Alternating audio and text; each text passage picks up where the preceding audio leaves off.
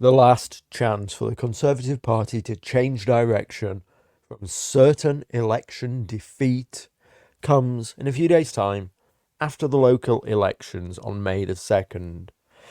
That's going to be their opportunity to call a vote of no confidence in Rishi Sunak and replace him with somebody more electable. Whether they're going to do that or not remains to be seen. There's an iceberg right ahead. Are they going to change course, or are they going to let Rishi take them and the ship down with him?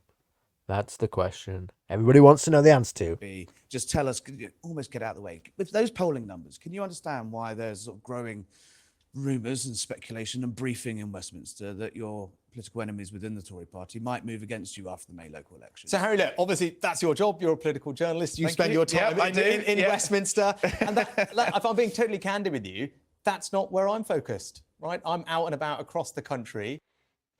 Of course, he's not focused on being replaced. That's not what he's focused on. You wouldn't expect him to, but it's very clear the direction that the Conservative Party is on. Everybody's aware of it. Polling is terrible, even though Rishi has had a good week. He has.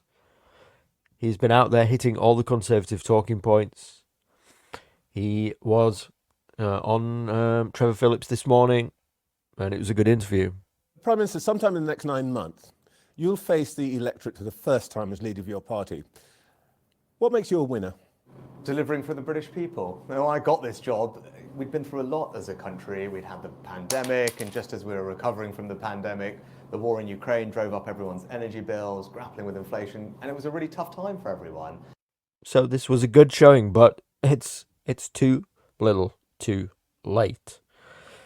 And the Conservative Party has been on this trend for a while now, certainly under Rishi Sunak. Certainly since 1 year ago, it's just been downhill since there in terms of the polls. The Rubicon, interestingly, was crossed way back on December the 8th, 2021.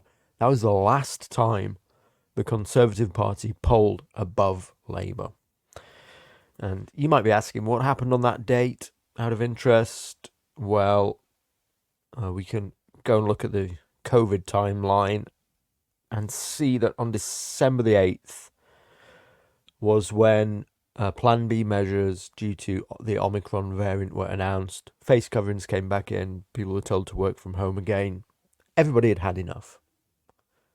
Everybody had had enough. In fact, if you remember back then, I know memory's hard, but it only took till February the 21st, 2022, when Johnson, with his back against the wall, just ended the whole thing and got us the first country out of COVID.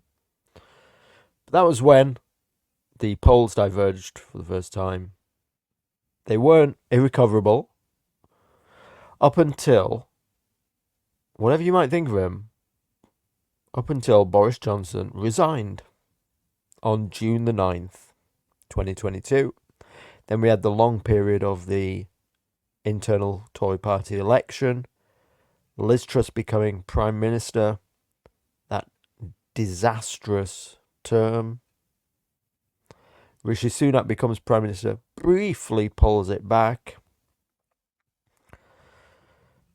But then since a year ago, it's been downhill since then. We look at the state of polling at the moment. Labour's on between 38 and 48%. Conservatives, 19 to 29%. This isn't just an isolated poll. It's every single poll. Poll after poll after poll.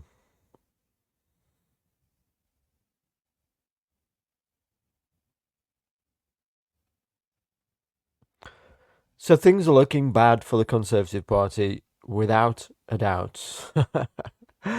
It's not looking good. If there was a general election called, currently, the prediction, this is known as the poll of polls here, is currently 458 seats for Labour and 90 seats for the Conservatives in a general election. High and low seats are the 90% confidence interval of a potential outcome. So the potential high for Labour could be 215 seats, but Labour could get as many as 536 on their potential high. So the range of possibilities is as many as 536 seats for Labour and as low as 32 seats for the Conservative Party. If the election was called tomorrow. The probability of possible outcomes, a 96% chance of a Labour majority. And the probability of Labour just being the largest party is, of course, 99%. So, are they going to change course? That's the question on everybody's mind. I mean, this guy's had a good week, like I said. But a good week doesn't change the inevitable outcome. The only chance to avoid this is to change direction. It's the only opportunity. So what can we expect then from local elections on May the 2nd? Well, on May the 2nd, it's if you're not in the UK, then it doesn't affect the Parliament. It's for councillors, mayors and police commissioners. But 4 out of 5 people vote the same in a local election as they do in a general election.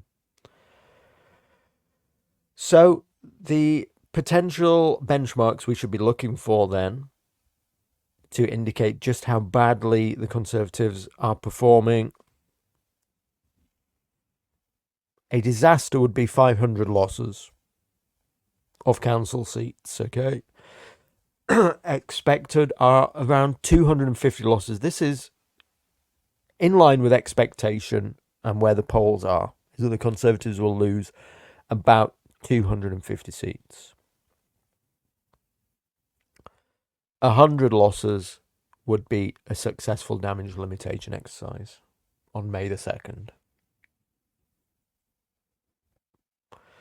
So, I mean, well, look, we'll see what happens. But the 2 key things to look out for are 2 mayoral elections. The first one being the Tees Valley mayoral election. In 2021, this guy, Ben Houchen, had a massive majority, 72.8% to 27.2%. And the other big one is Andy Street in the West Midlands.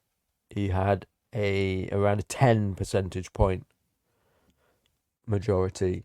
So these are considered key fights on the night of May the 2nd to see which way the country is going. And interestingly, even Rishi Sunak isn't confident about either of these. I've let you make that point, but neither Ben Houchen nor Andrew Street would say right now that they're absolutely safe. But let's talk about... I'm not saying, I said elections for incumbent governments are always difficult midterm, but I think the local elections do give us a chance to talk about what the reality of Labour in power means, whether it's rising crime in London, rising council tax in Birmingham. Let's talk about the reality of Conservatives in power. This week you announced that you'd spend £75 billion.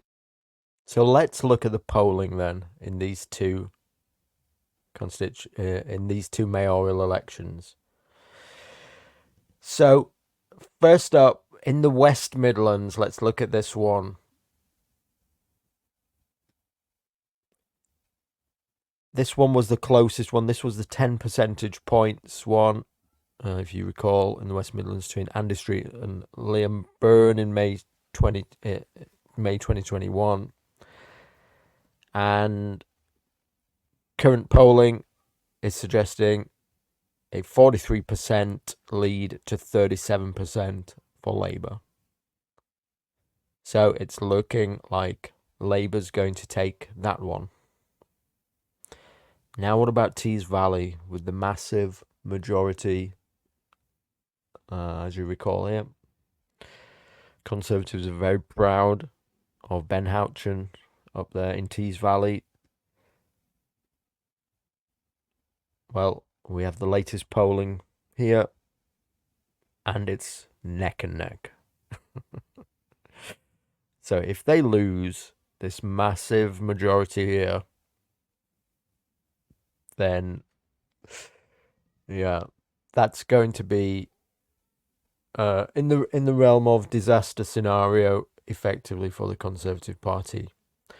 But the question still remains, even in a disaster scenario, is the Conservative Party going to change direction? Or are they going to let this guy drive them straight into the iceberg and all go down with the ship with him? We'll see on or shortly after May the 2nd, won't we? Okay, thanks for watching.